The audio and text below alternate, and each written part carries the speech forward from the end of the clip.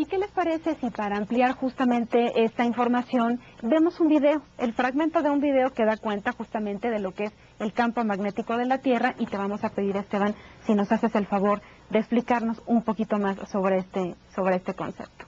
Claro que sí, como no, Montserrat. Mira, el video básicamente nos muestra las líneas que aparecen en el campo magnético de la Tierra gracias a esta teoría que le llamamos de dínamo, ¿no? Estas líneas son las llamadas líneas de fuerza de campo magnético que rodean a nuestro planeta como si fuera un imán, ¿no? Ese experimento que nosotros hicimos en la secundaria de poner limadura de hierro en un papel y abajo el imán nos da una idea de la forma de esas líneas. De esta manera también la Tierra tiene un modelo más que nada tridimensional en el que se pueden observar estas líneas que son otra cosa, no son otra cosa más que la expresión misma del campo geomagnético interno. Y a su vez estas líneas van a presentar una forma que gracias a la interacción con el viento solar, con el llamado viento solar, van a tomar la forma como si fuera de un cometa, que a fin de cuentas son líneas que no podemos ver a simple vista, sencillamente se han deducido gracias a diferentes misiones de satélites o misiones en general que se han lanzado al espacio. Muchas gracias, Esteban. Blanca, ¿y dónde se origina propiamente este campo? Bueno, pues ya como nuestros estudiantes bien dijeron, que muestran una gran cultura al respecto, se originan en el interior de nuestro planeta, en una parte del interior cercana al núcleo, que es el núcleo externo. Podemos observar que la Tierra está dividida en capas. La parte más interna es el núcleo interno, después sigue el núcleo externo líquido, el manto y la corteza. Entonces el campo terrestre se origina en aquella parte del interior planetario en donde los movimientos de masas a nivel macroscópico pueden darse, y eso solo es el núcleo externo, y donde además tenemos elementos magnéticos, elementos que pueden generar corrientes eléctricas. Ahí es donde se genera el campo magnético de nuestro planeta.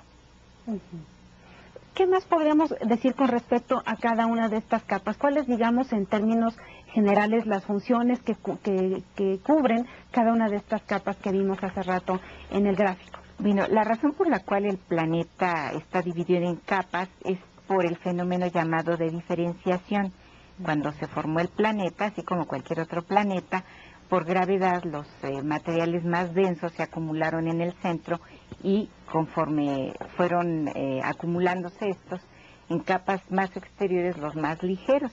Entonces esta diferenciación interna de la Tierra se debe primordialmente a la gravedad, y es como se acumulan los materiales. Entonces van de los más densos a los más ligeros.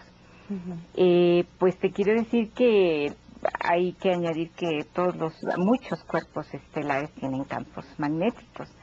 Algunos planetas lo tienen, otros no, y nuestro planeta afortunadamente sí es de esos planetas que lo tienen.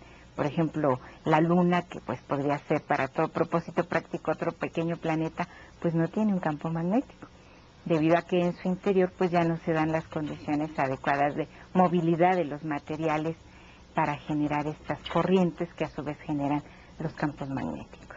¿Y cuáles son las ventajas de tener o no campo electromagnético? Bueno, pues existe una ventaja muy importante, y esta es que el campo magnético nos está aislando hasta cierto punto de las interacciones con partículas muy energéticas y radiaciones de muy alta longitud de onda que podrían ser dañinas para la vida en el planeta.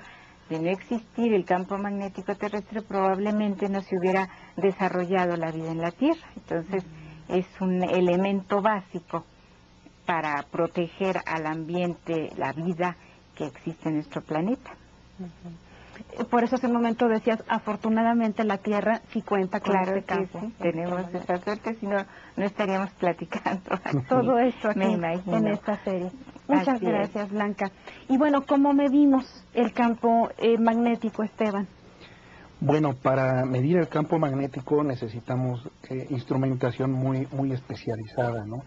Pero antes de tener con qué medir, debemos de saber qué medir.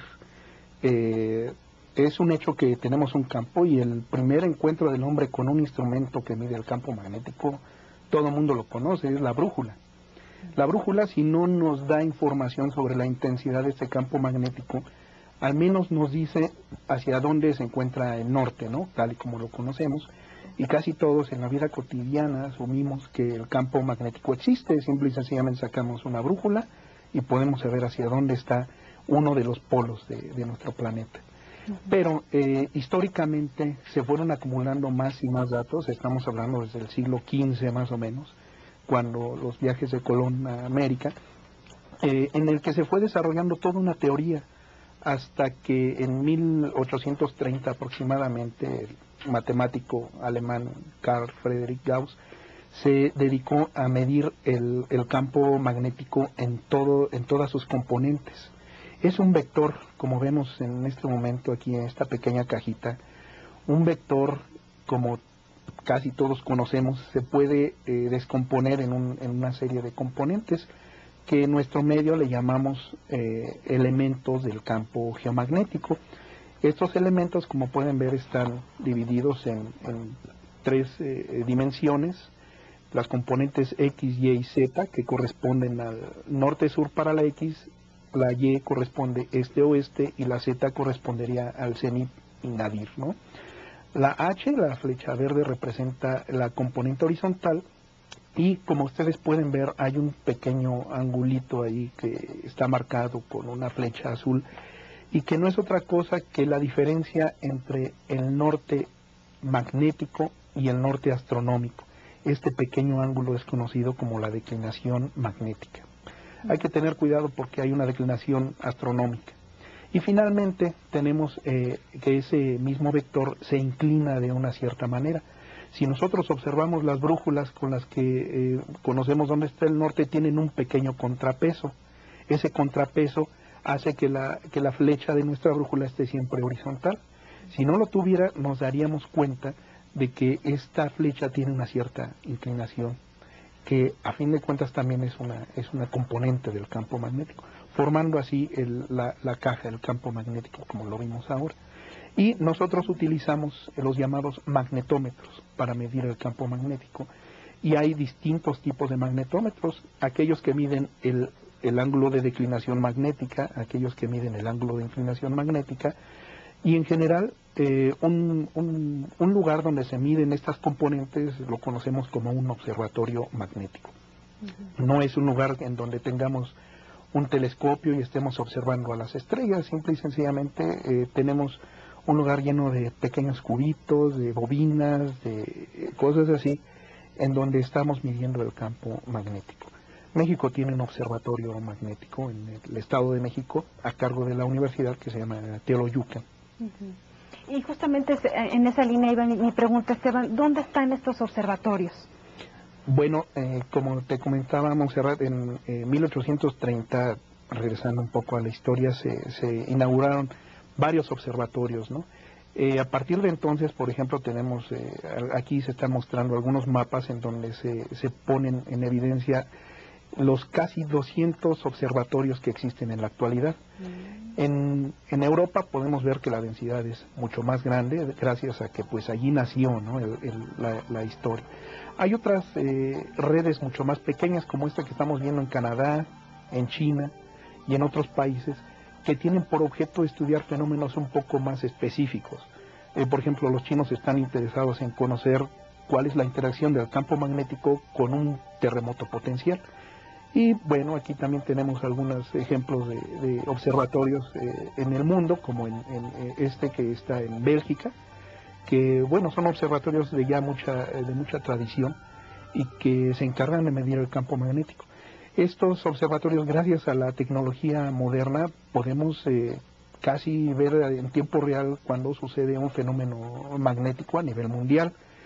Podemos meternos a la computadora y en algún portal de la página podemos observar estas variaciones, pues que prácticamente 1 o 2 horas después de que aconteció, ¿no?